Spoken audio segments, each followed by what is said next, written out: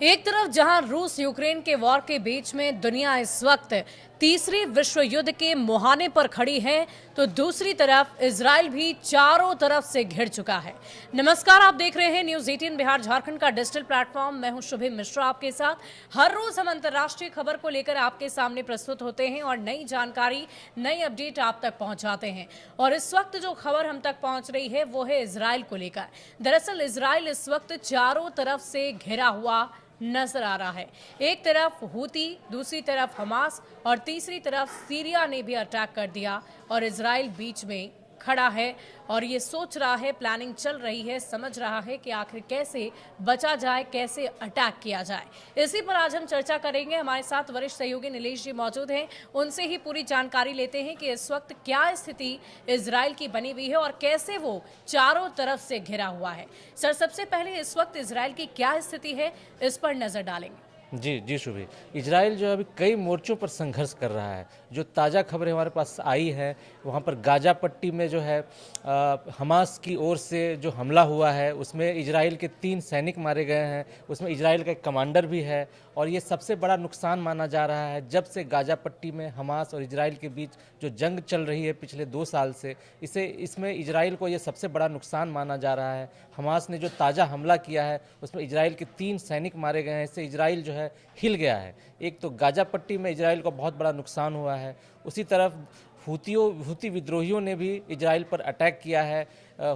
जो यमन है, यमन से 2000 किलोमीटर दूर से वहाँ पर जो बैलिस्टिक मिसाइल दागी गई वो सीधे जा कर के इजराइल के सेंट्रल एरिया में गिरी है।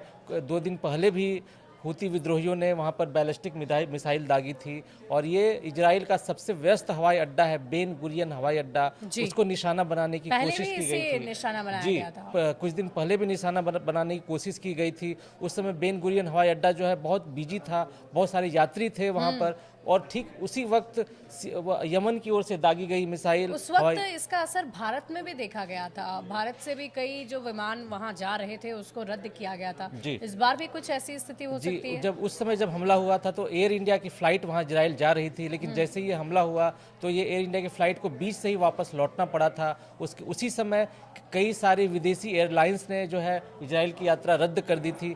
इस बार फिर से इजराइल ने पर निशाना बनाने की कोशिश की है हूती विद्रोहियों ने, तो इससे हड़कंप मचा हुआ है। कई सारे एयरलाइंस कंपनियों ने जो है वहाँ की यात्रा रद्द कर दी है और हूती विद्रोहियों ने ऐलान किया है कि वह जो है इजराइल के यात्री विमानों को निशाना बनाएंगे। तो ये जो है इससे इजराइल में हड़कंप मचा हुआ है।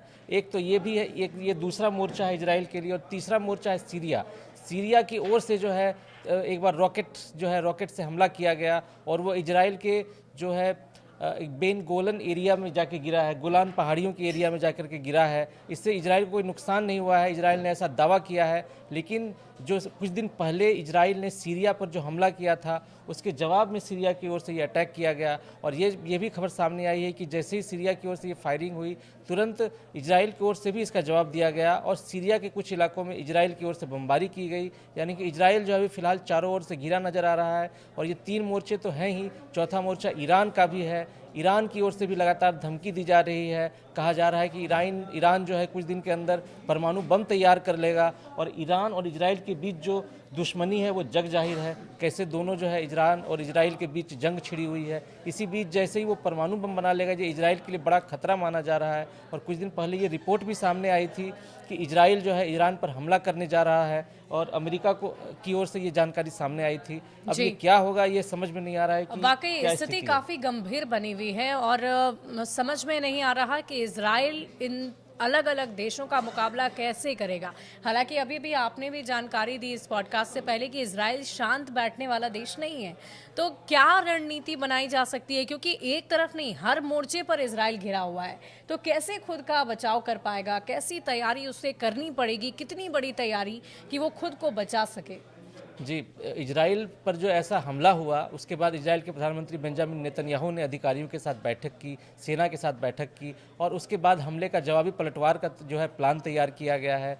हमास से निपटने के लिए इजराइल ने नई रणनीति बनाई है। गाजा पट्टी में जो है सैनिकों की संख्या बढ़ा दी गई है और आने वाले दिनों में गाजा पट्टी में इजराइल और हमास के बीच युद्ध का नया मोर्चा खुल सकता है, ऐसी संभावना जताई जा रही है। इसी तरह सीरिया पर भी जवाबी अटैक कर दिया है इजराइल ने और ये जो है जंग एक बार फिर से तेज हो सकती है। हालांकि सीरिया की सरकार ने कहा है कि वो युद्ध के पक्ष में नहीं है और उनका इन हमलों में जो है कोई हाथ नहीं है जो इजराइल पर किया गया था, लेकिन इजराइल ने साफ साफ कर दिया है कि अगर इजराइल पर सीरिया के क्या अमेरिका कोई सपोर्ट कर सकता है इजराइल का? क्योंकि कई बार इजराइल ने मांग भी की है, बैठक भी चलती रही, ये कहा जा रहा था कि बैठकों में हम सुलझा लेंगे, इस लड़ाई को रोक देंगे, लेकिन अमेरिका का कोई एक्शन ही नहीं नजर आ रहा है। जी, कुछ दिन पहले हमने देखा कैसे अमेरिका ने एक तरफा जो है हूती विद्रोहियों के साथ समझौता कर लिया था कि यही हूती विद्रोही थे जो इजराइल और अमेरिका के विमानों को लाल सागर में निशाना बना रहे थे।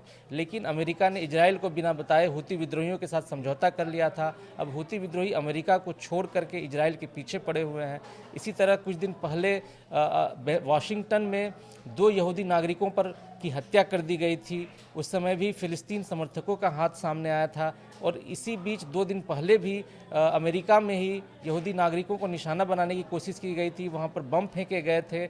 उस समय भी ये जो है घटना की इजराइल ने कड़ी निंदा की थी और इजराइल ने इसे यहूदी नागरिकों के खिलाफ आतंकवादी घटना करार दिया था और अमेरिका से इस पर कार्रवाई करने की मांग की थी। लेकिन अभी तक जो है अमेरिका की ओर से कोई जो है ठोस कदम सामने नहीं आया है। इससे इजराइल बहुत परेशान है। इजराइल के प्रधानमंत्री बेंजामिन नेतन्याहू जो है बहुत परेशान है। वाकई इजराइल इस वक्त चारों तरफ से घिरा हुआ है और अब हम सभी को यही देखना होगा सर कि आखिर कैसी तैयारी इजराइल की तरफ से की जाती है, किस किस मोर्चे पर इजराइल अपनी तैयारी कर पाएगा, कैसे इन तमाम देशों का मुकाबला कर पाएगा, इस पर सबकी नज़र टिकी रहेगी। जी बिल्कुल।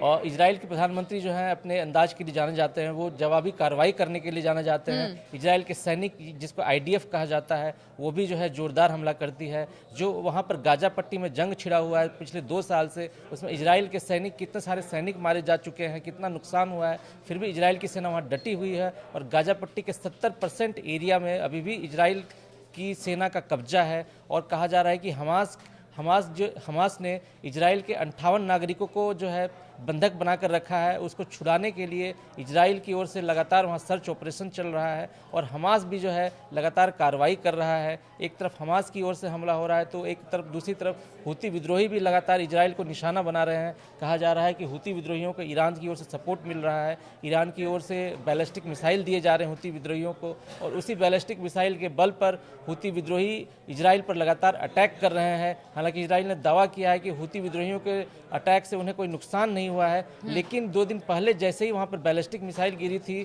तेल अवीव में, यरूशलेम में हड़कंप मच गया था, सायरन गूंजने लगी थी और वहाँ के नागरिक डर के मारे बंकरों में जा छिपे थे। इससे इजराइल में दहशत फैली हुई है और हूती विद्रोहियों ने ऐलान किया है कि वो आगे भी जो है जोरदार हमले करेंगे और उसको बहुत जो है इजराइल पर ताबड़तोड़ हमले करेंगे और इजराइल के विमानों को निशाना बनाएंगे। चलिए देखने वाली बात होगी कि इजराइल कैसे इन तमाम मोर्चों पर खुद को तैयार करता है, कैसे अपने सुरक्षा बलों को और बड़ी तैयारी के साथ सीमा पर लगाता है और कैसे अपने नागरिकों को बचाता है। इस पर सबकी निगाहें टिकी रहेगी। लेकिन इन सब के बीच इजराइल की जो स्थिति है वो बहुत ही तनावपूर्ण है और बहुत ही विकट स्थिति इस वक्त इजराइल के सामने है।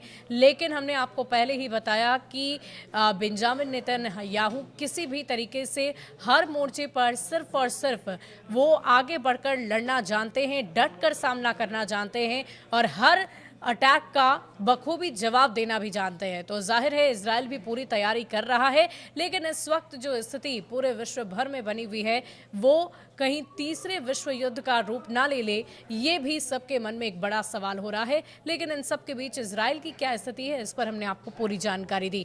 इजराइल को खुद का बचाव कैसे करना चाहिए, किन किन मोर्चों पर खड़ा होकर जो विरोधी हैं उनका सामना करना चाहिए, ये इसके लिए आपको क्या लगता है हमें कमेंट सेक्शन में लिखकर जरूर बताइएगा। शुक्रिया।